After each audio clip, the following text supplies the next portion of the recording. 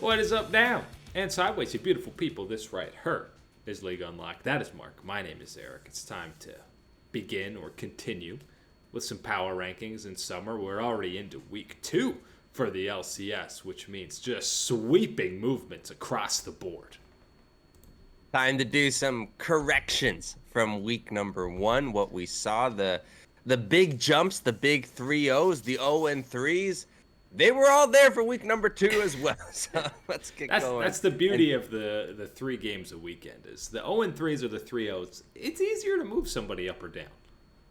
0-3, 3-0s of the LCS is easier to work with for power ranking. But the first bit of movement is not movement at all, because bottom 2, it's still CLG and it's still Golden Guardians. And you know what, Mark? We even had the head-to-head, and it was CLG getting their only win of the weekend against Golden Guardians. But from what I've seen in summer, I'm still putting the Guardians ahead of CLG.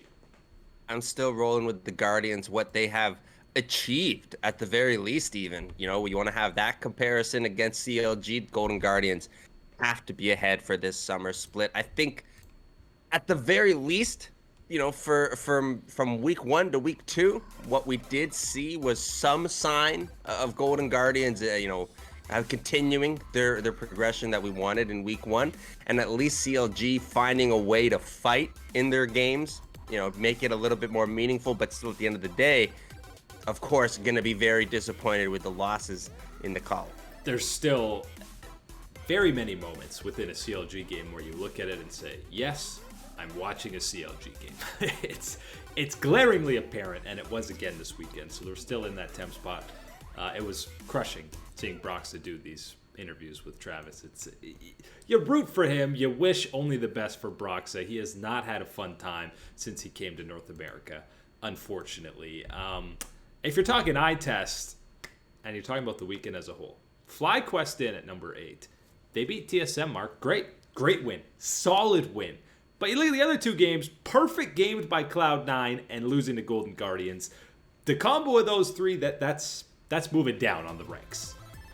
Yeah, it doesn't matter, you know, the little positive things that I said that we're seeing from a Golden Guardians to CLG. It doesn't matter if you want to lump FlyQuest into that group as well. There hasn't been enough positives to outweigh the negatives yet for this group at the bottom of the LCS power rankings.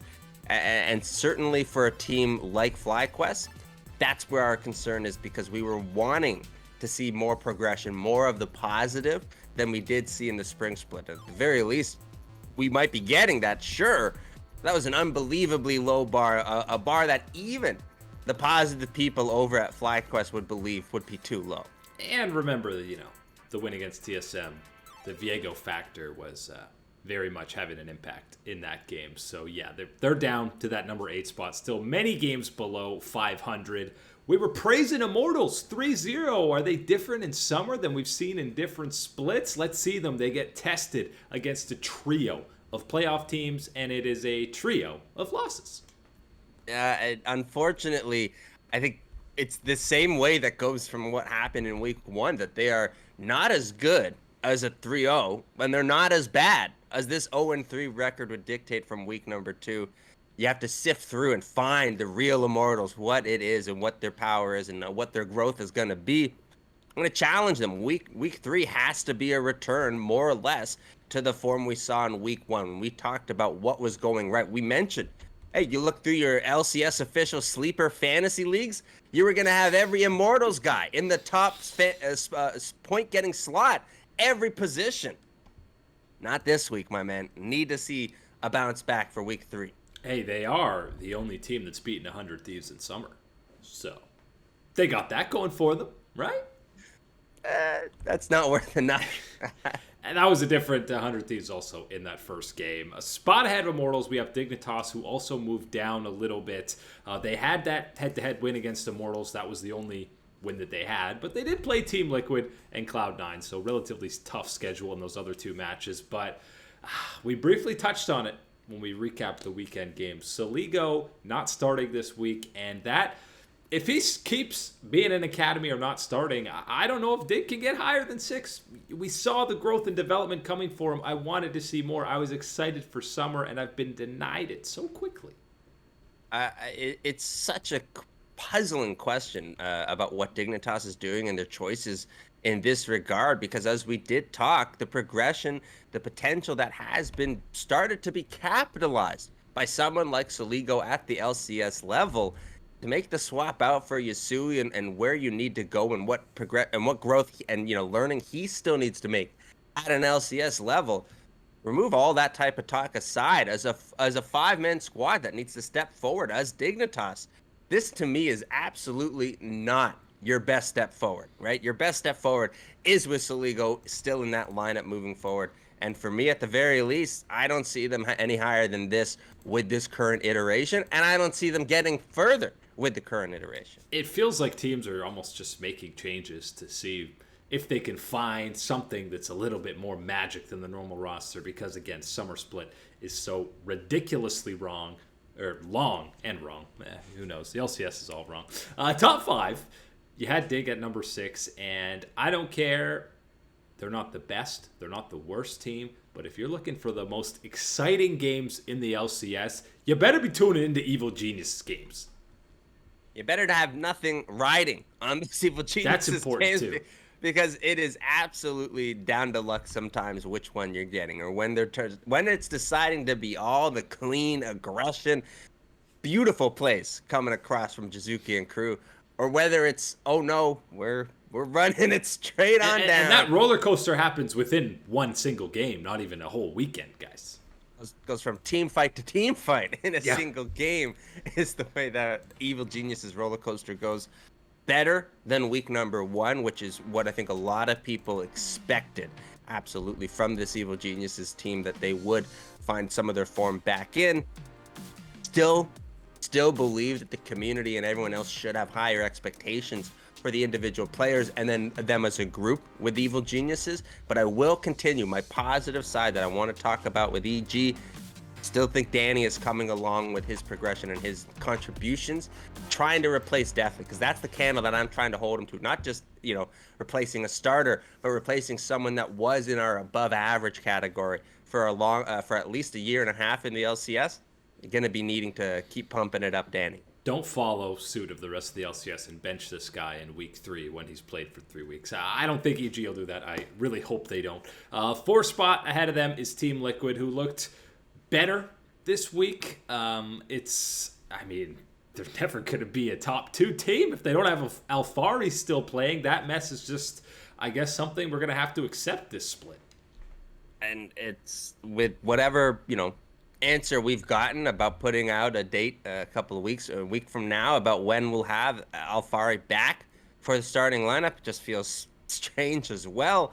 And this is just, I don't know what positive things you can really say about Team Liquid overall with the team that you wouldn't be looking for with them, with Alfari taking it to the next level.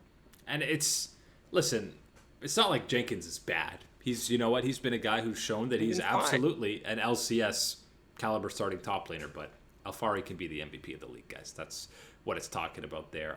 Tactical is still tactical. We still got a little bit of spring tactical that we've seen throughout this split, and Core JJ, my man, just set the highest point total ever for somebody in solo queue, number 1.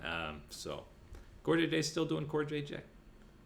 And for me, the big thing with Core JJ that I think is so vital for Team Liquid right now is that veteran status, right? Is not only talking, this is where everyone knows, oh man, world champion. I'm not going to lean on the world champion pedigree. I'm just going to go, this dude has been around in the scene long enough. He's a winner. He's been just a winner.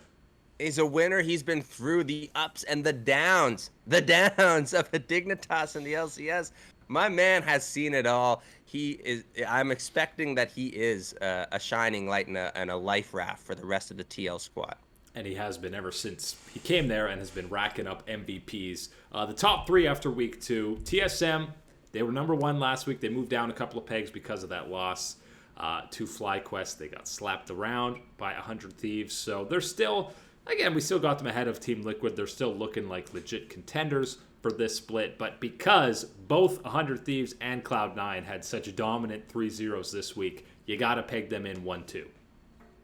TSM needs to clean things up, be better for week number 3. They want to climb back up into that top 2 pairings for the power rankings, because you said it. The performances that we saw from Cloud9 and 100 Thieves, and specifically for me, 100 Thieves, you cannot be holding on to that spot in the LCS power rankings. Yeah, I mean, 100 Thieves 5 in a row now, that one loss to Immortals that we alluded to. First game of the split, and they are... Closer, how much more comfortable he looks playing with Abadage in that mid lane versus what we saw with either Ryoma or Damonte last split. It looks like a different player.